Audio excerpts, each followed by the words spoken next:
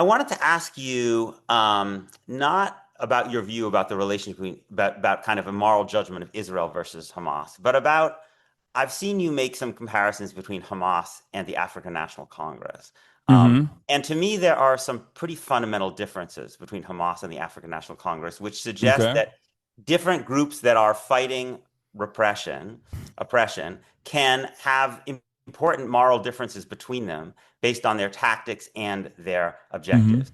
The ANC's objective was a multiracial democracy. Hamas's vision, although we don't exactly know in any specificity, is for some form of Islamic State. Um, and this ANC used violence, but tried with a fair amount of success to avoid going after civilian targets. Whereas Hmm. Hamas, even in the 1990s, during a time when, during the Oslo process, in the mid 1990s, was practicing suicide bombings, which specifically targeted civilians. So to me, that's a pretty important moral distinction between these two movements. Do you see it that way, or do you see it differently? Um, yes and no. So, one, it's never going to be a direct comparison, right? Even though these are both systems of apartheid, I would say that considering that Israel's apartheid has been so resilient and has existed for far longer, and also there are some key differences which Noam Chomsky has talked about as well in terms of like one system of apartheid having to rely on a constant flow of labor from the dominated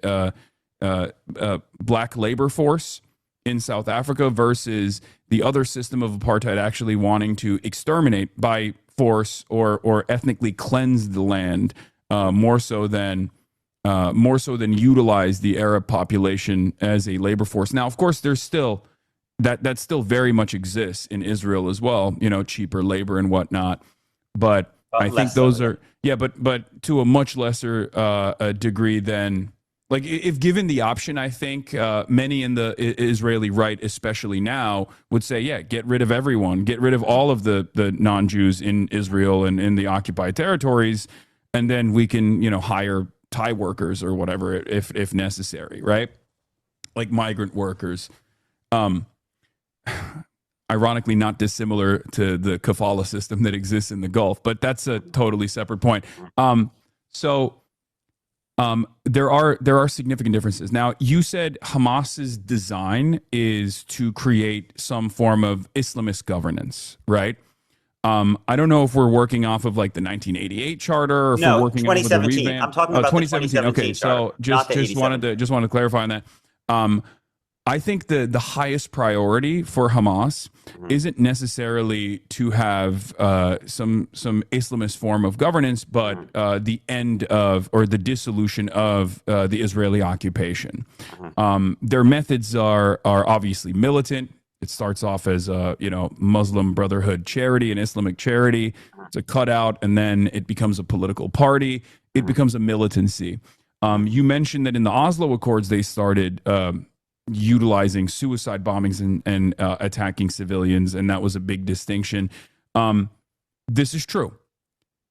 It also was, according to historian Zach Foster, an evolution in the aftermath of the Baruch Goldstein massacre that changed the tactics. Which, by the way, Yes, obviously I don't agree with. right. Um, Yes, and it starts in 94 after the Brooke Goldstein massacre in Yes. Hebron. So Yes. in that in the past before then, I mean it's the same dynamic between like, the first intifada Mhm. being fought with rocks versus the second Mhm. intifada famously has bus bombings and suicide bombings and the like. So it's a continuation because from my assessment the standard of violence is always maintained by the occupying force. If the Mhm. occupying force puts the clamp on the population harder, Mhm. and of course, a system of apartheid requires tremendous violence for its maintenance. Mhm. And the more violent the occupying force gets, the Mhm. more violent its retaliation becomes. While I don't agree with the tactics, and there are plenty in the Palestinian resistance movement that have actually uh, argued about this Mhm. for many years, um, whether whether I agree or disagree with their tactics, I feel like is always secondary because from my assessment, I'm looking at the far more consequential systemic modes of violence that Palestinians are subjected to, and I see the retaliation as excessive, but excesses that are born out of the continuation of this violent system. So that's why my assessment is like, and I talked about this on the Pod Johns as well with the Pod Save America, where my belief is there would be no need for armed militancy if there was an abolition of the apartheid. Would there still be edge cases that want to engage in acts of violence? Sure. But I think that the way that we would approach it, the way that a normal country would approach it is through the civil system rather than through military force. And I do think looking at historic looking at different instances of history when abolition has taken place, even in the United States of America, I think the far likely outcome is that more violence would be coming from the right-wing settlers, the far-right settlers like West Bank settlers that already operate in a manner not dissimilar to the Klan. And I think that they would probably do a lot more terrorism than even the Palestinian side is suspected of doing. If there was some sort of like one-state solution or any sort of binational commitment in the direction of a one-state solution. I mean, there's a lot that we agree on. I mean, I agree that I think Israel-Palestine would be a lot safer and have a lot less violence for everyone if everybody was equal under the law and was represented in government. I agree with that. I also agree with you that there's a lot more violence that comes from the Israeli side than from the Palestinian side.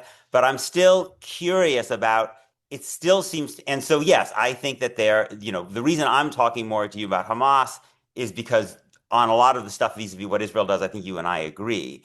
But it seems to me that there is an important part of a conversation to critique even resistance organizations.